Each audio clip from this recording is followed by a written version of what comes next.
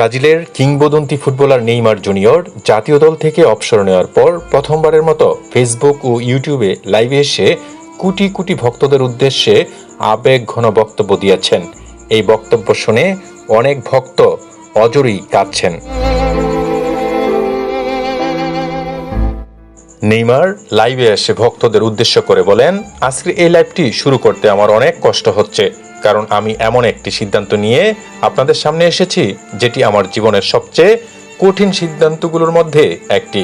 ছোটবেলায় আমি একটি স্বপ্ন দেখতাম, একদিন ব্রাজিলের হলুদ জার্সি গায়ে চাপিয়ে মাঠে নামব।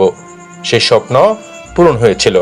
আমি অসংখ্য ম্যাচ খেলেছি, গোল করেছি, ট্রফির জন্য লড়াই করেছি এবং দেশের জন্য নিজের জন্য সবটুকু উজাড় করে দিয়েছি।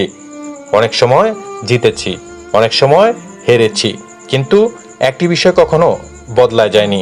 আমি সবসময় ব্রাজিলের জন্য হৃদয় দিয়ে খেলেছি। আমি জানি অনেক ভক্তের স্বপ্ন ছিল আমাকে আরও কয়েক বছর জাতীয় দলের হয়ে খেলতে দেখার।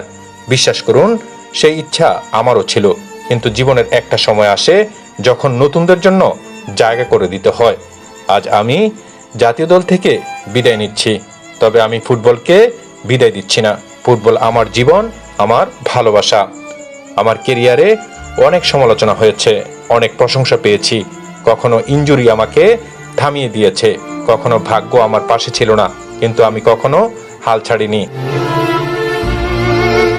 যারা সব সময় আমাকে সমর্থন করেছেন, আমার খারাপ সময়েও পাশে ছিলেন, তাদের প্রতি আমার কৃতজ্ঞতা ভাষায় প্রকাশ করার মতো নয়। বিশেষ করে ব্রাজিলের প্রতিটি সমর্থক, বিশ্বের প্রতিটি নেইমারের ভক্ত, আপনাদের ভালোবাসা ছাড়া আমি আজকের নেইমার হতে পারতাম না। আমি দুঃখিত যদি কখনো আপনাদের প্রত্যাশা পূরণ করতে না পেরে থাকি, কিন্তু বিশ্বাস করুন, আমি কখনো ইচ্ছে করে হারিনি। প্রতিটি ম্যাচে আমি দেশের জন্য নিজের সর্বোচ্চটা দেওয়ার চেষ্টা করেছি। আজ আমি বিদায় বলছি, কিন্তু আমি বিশ্বাস করি ব্রাজিল ফুটবলের ভবিষ্যৎ খুবই উজ্জ্বল। নতুন প্রজন্ম অসাধারণ প্রতিভাবান। তাদের বিশ্বাস করুন, তাদের পাশে থাকুন। আমি সবসময় স্টেডিয়ামে একজন সমর্থক হিসেবে ব্রাজিলের জন্য চিৎকার করব। গোল হলে আমি আগের মতোই আনন্দে কাঁদব, হারলে আগের মতোই কষ্ট পাব। আপনাদের কাছে আমার একটি ছোট অনুরোধ, আমাকে নয়, ব্রাজিলকে ভালোবাসুন। খেলোয়াড় বদলাবে, কিন্তু দেশের জার্সির মর্যাদা কখনো বদলাবে না। আমার পরিবার, সতীর্থ, কোচ, মেডিকেল স্টাফ এবং আমার সঙ্গে কাজ করার প্রত্যেক মানুষকে আন্তরিক ধন্যবাদ। সবশেষে শুধু একটা কথাই বলতে চাই, যেখানেই থাকি আমি সবসময় গর্ব করে বলবো, আমি ব্রাজিলের হয়ে খেলেছি। ধন্যবাদ, আমার জন্য দোয়া করবেন।